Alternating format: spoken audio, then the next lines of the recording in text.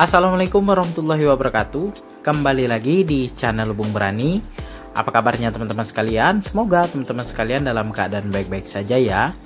Nah, di video kali ini saya ingin membahas tentang cairan pembersih ataupun penjernih air akuarium, teman-teman.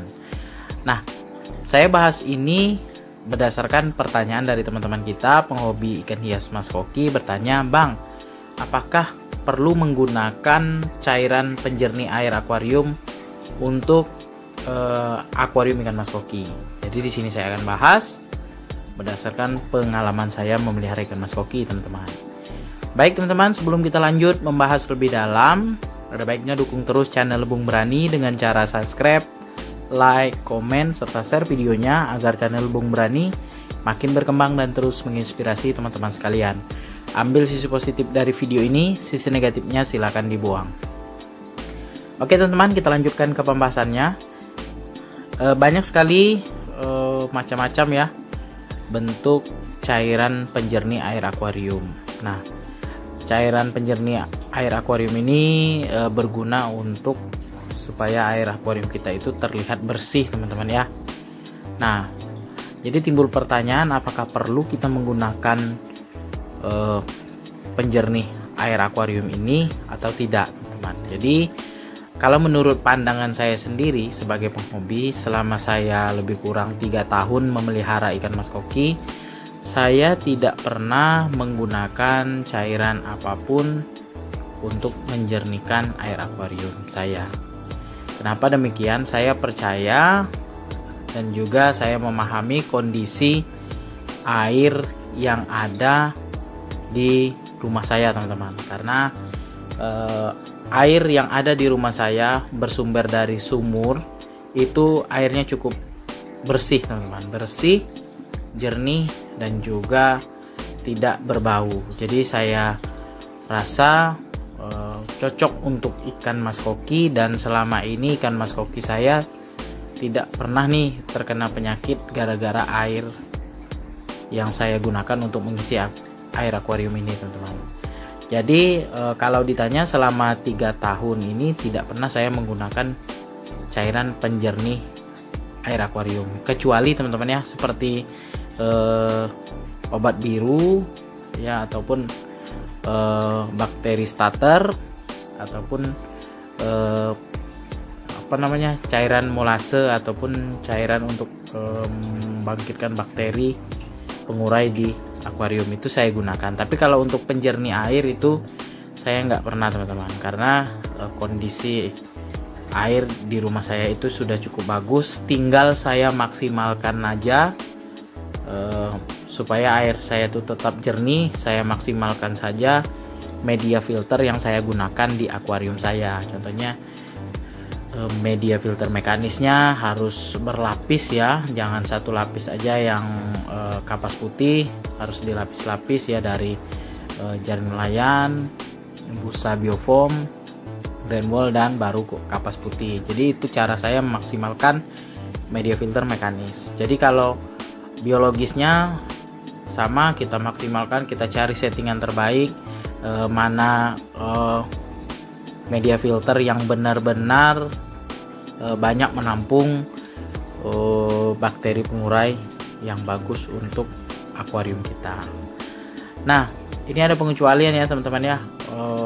Untuk teman-teman yang mungkin kondisi lingkungan rumahnya ataupun sumber air yang ada di rumahnya mungkin kurang bagus, mungkin agak sedikit kuning ya. Ada juga kondisi air di lingkungan tertentu yang mungkin airnya tidak berbau tapi warnanya agak sedikit kuning. Nah, biasanya itu sumber air yang dekat dengan rawa, teman-teman. Jadi airnya sedikit kuning. Nah, jadi di situ boleh teman-teman menggunakan cairan penjernih air. Nah, akan tetapi teman-teman walaupun sudah menggunakan penjernih air, tapi media filter atau filtrasi akuariumnya itu harus maksimal juga, teman-teman ya, mulai dari mekanis maupun biologis. Kemudian setelah sudah maksimal, media filter mekanisnya itu harus rajin dibersihkan. Nah, dari situ ya kita mensirkulasi air itu merupakan cara untuk supaya air kita itu tetap jernih, teman-teman, tetap jernih, bersih dan sehat untuk ikan-ikan kita. Jadi kalau ditanya, sebenarnya cairan penjernih air akuarium itu sebenarnya penting, teman-teman ya.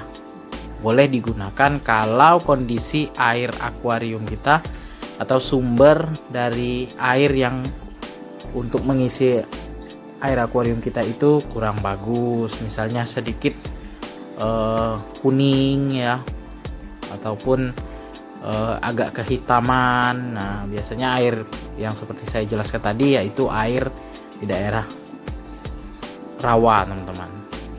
Nah, ada juga kasus ya, teman-teman, kondisi airnya mungkin agak sedikit berbau ya. Ini biasanya teman-teman kita yang tinggal di dekat aliran sungai yang ada pasir kuning, teman-teman. Nah, biasanya kondisi airnya itu sudah menguning, kemudian airnya berbau. Nah, itu kalau menurut saya airnya harus difilter dulu, difilter untuk menyaring airnya menjadi jernih, tidak berbau lagi, baru dimasukkan ke akuarium. Jangan air yang bau tadi ya langsung dimasukkan ke akuarium, dikasih penjernih air, kemudian dikasih filter, maka ya airnya tidak akan jernih, teman-teman. Filter akuarium itu kalau menurut saya itu tidak bisa membuat air kita jadi berubah warna ya, kemudian menghilangkan bau. Jadi kalau menurut saya air yang sudah menguning kemudian berbau itu sebaiknya difilter dulu. Filternya ya banyak ya yang membahas tentang itu, bisa kita menggunakan kerikil, kemudian ijuk, pasir ya, dicampur, disusun dengan sesuai ketentuan, kemudian airnya disaring, keluarlah air yang jernih tadi, baru kita masukkan ke akuarium. Nah, jadi sedikit tips untuk teman-teman sekalian. Sebenarnya kalau untuk mengisi air akuarium itu memang harus air yang benar-benar bersih, teman-teman. Karena selain menjaga kesehatan ikan-ikan mas koki kita, kita juga menjaga kebersihan akuarium kita. Karena kalau kita memasukkan air yang sedikit kotor ya ke akuarium kita, maka nanti ketika akuarium kita digunakan terus-menerus ya, setahun atau 2 tahun, nanti sulit sekali untuk membersihkan kerak-kerak yang ada di akuarium kita. Jadi sebaiknya mengisi air akuarium kita itu dengan air yang benar-benar bersih, teman-teman.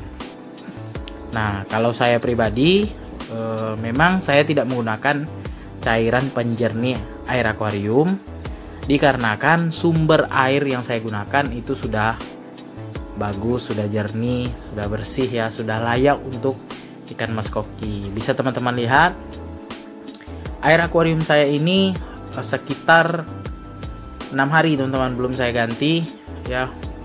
Sebelumnya saya ganti ya, kemudian ada saya setting akuarium ini, tangan saya masuk ke dalam akuarium, kemudian mesin power headnya saya matikan. Tapi selama 6 hari ini airnya tetap jernih, karena di sini air yang saya masukkan itu sudah dalam kondisi jernih, teman-teman. Jadi kalaupun kotor nanti tersaring oleh filter yang kita gunakan. Baik, teman-teman, itu saja video kali ini tentang seberapa penting nih cairan penjernih air akuarium. Ya, itu tergantung dari sumber air yang teman-teman gunakan ya. Kalau misalnya airnya sedikit kuning, sedikit agak kehitam-hitaman, dan juga tidak berbau, masih bisa menggunakan cairan penjernih air akuarium. Tapi kalau misal sumber air teman-teman di rumah itu sudah jernih, sudah bersih, tidak perlu lagi menggunakan cairan penjernih air akuarium, karena ya kita buang-buang uang ya, kita beli penjernih air, padahal air yang sudah kita masukkan ke akuarium kita itu sudah dalam kondisi jernih, teman-teman. Tinggal kita merawat airnya dengan cara filter akuarium kita itu dalam kondisi bagus ya, mekanis maupun biologisnya, mampu mensirkulasi air akuarium kita di akuarium teman-teman. Nah, selain itu teman-teman, sedikit tips sebelum saya akhiri video ini. Untuk menjaga kejernihan air akuarium perlu juga rutin mengganti air akuariumnya teman-teman ya. Jangan kita sekali dalam 1 bulan untuk mengganti air akuarium kita. Sebaiknya 1 minggu sekali diganti air akuariumnya. Baik teman-teman, sekian dulu video dari saya. Sebelum saya akhiri video ini, mohon dukungannya ya kepada channel Lebung Berani dengan cara subscribe, like, komen, serta share videonya agar channel Lebung Berani makin berkembang dan terus menginspirasi teman-teman sekalian. Ambil sisi positif dari video ini, sisi negatifnya silakan dibuang.